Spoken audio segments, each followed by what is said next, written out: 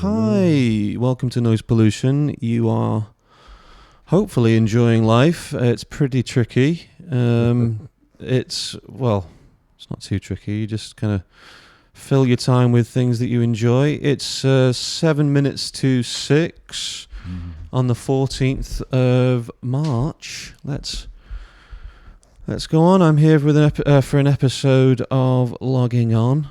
Although I should probably go and prod that a little bit. It seems like it's... we have the wonderful ZENON here. Hi, ZENON. Hello. Well, let me just... I think give a little bit more volume there. There you go. Your camera's right ahead. We'll get your mix right. Oh, we like looking at a camera. I think when you're looking straight ahead, you get the volume as well. Oof, lovely vol. Oh, I love it. Now, am I good now? Is that good? It feels good. So, ZENON, I injured myself playing football yesterday. Well, it was basically a recurring injury, and I basically, probably a normal, sensible person would be like, oh, I'm not going to play because, or you shouldn't play to allow it more recovery time. I'm aware that I'm away quite a bit over the next few weeks, so I played in spite of 2 hours, in spite of after about 20 minutes into, I was very sore on my foot, but I had a lovely game, and you can see there's a little stats. I've got my stats up here, Zenon, saying that I played last night. I'm not lying in saying that I hurt myself in another way, basically. So yeah, we'd intended to. You're away, aren't you? Soon. I'm leaving by the 1st to return to my ancestral home, which is Northern Wales. So it's the Red Dragon connection. It's my ancestral home too. My nan was born on the English-Welsh border in a town called Chirk. Ooh. And I was going to just show you, as a football theme, my nan's mum's uncle played professional football, and I think that's why I'm so sort of genetically addicted to football, because I'll show you now, he played football a long time professionally, and it's my I guess you could sort of say my nan's great uncle. He was pretty cool. Oh, I was going to say preface it by again, another kind of synchronicity of this whole thing is that Billy Meredith, my football playing great uncle or whatever it is, he was called the Welsh Wizard, and he was one of the first kind of groovy football players at the turn of the 19th century. So he played professional football. I think he won the FA Cup for City. He scored the winning goal, and he was captain in 1907, I think, Man City.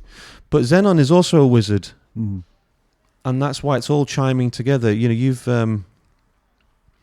study language, the power of the spoken word, and also the power of physical creation and stuff. You're great artist.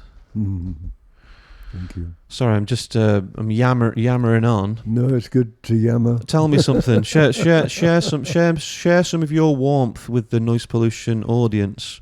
Well, it's interesting because looking up the etymology, which I love, working with Robert here. I call him Robert or Rob. I'm happy with Rob or I like original names. Bobby. Yeah, I mean, let's agree to agree, and that Robert's fine. We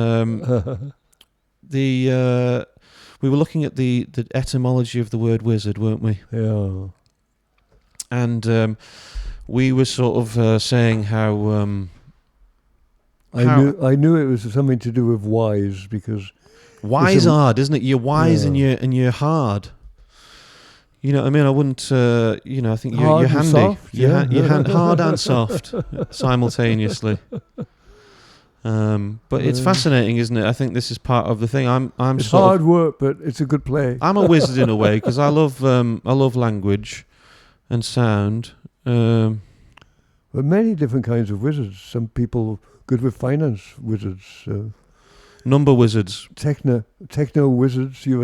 For me, I call you the techno wizards, which would make my job possible to communicate to the world. I'm going to need some techno wizards. Well, I'm gonna hopefully teach you to be a techno wizard. Yeah, I can do it from my phone. be on location anywhere in the world? Oh, If you'd like to help the technical wizardry of me, you can go to Ko-fi at kofi.com/noise pollution, and we're creating a centre for good brainwashing in the centre of town. Liverpool, the pool of life. It is. Beyond strife. That's the Carl Jung vibe, isn't it? We're creating a centre for good brainwashing and mental hygiene. Positive languaging. It is, because I did a thing yesterday, Zenon, I probably just briefly mentioned it, about the power of sleep. Oh, let me just get you back here. And you said you had 12 hours sleep last night, and I knew this would be a good podcast because you've had so much sleep. Yeah, and I was wondering how I could pull off 12 hours. I've got it to a fine art now. Yeah. Yeah, fantastic. How to do your work in bed? Ha. Just sleep it off, isn't it? That's the key. But to sleep consciously. So this gentleman that I found out I was related to him when I was about 8 years old, and I was given one of his caps because he was captain of Wales, the football team, for a bit. Let me just pull our heads up here. Let's swap sides.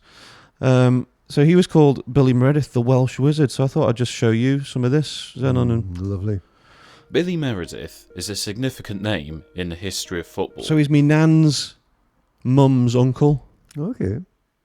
But one that has become obscured over time. But in a playing career that spanned over 30 years, he had a huge influence on the game. Not just on the pitch, with his dazzling skills, but off it too, for what he did for the development of the game for its players. This is a story of Billy Meredith, football's first celebrity.